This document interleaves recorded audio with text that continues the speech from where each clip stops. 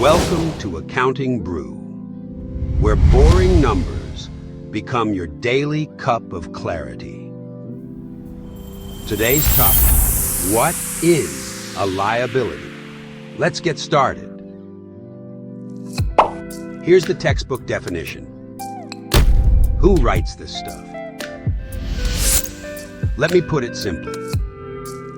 Liability is money you owe, or something you've promised to pay or do in the future.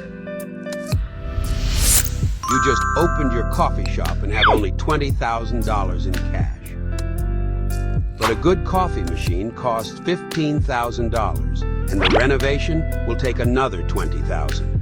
Clearly, you don't have enough money. So you borrow $30,000 from a friend, promising to pay it back within 6 months.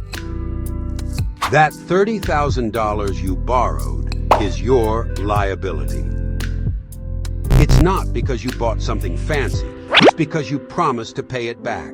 That's the real meaning of a liability. Simply put, a liability is money you owe because you promised to pay it back later to get things done now.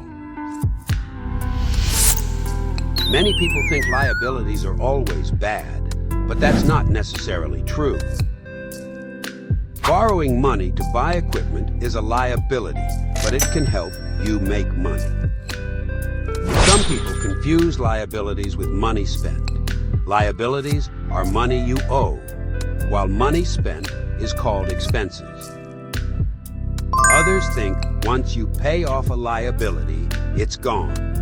But liabilities keep changing as you borrow more and make repayments. Liabilities aren't about avoiding responsibility. They're a normal part of running a business. Understanding liabilities helps your business become stronger and more stable.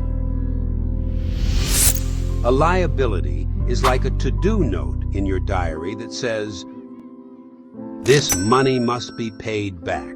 You can't forget it."